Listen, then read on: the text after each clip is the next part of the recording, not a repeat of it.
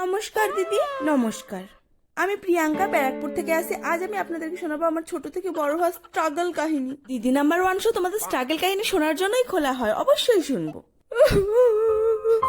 কি বলবো দিদি, এইটুকু ছোট্ট ছিলাম, কিছুতেই বড় হচ্ছিলাম না। এই ছোট্ট থেকে এত বড় হতে 25টা বছর লেগে গেছে, এত বড় হতে।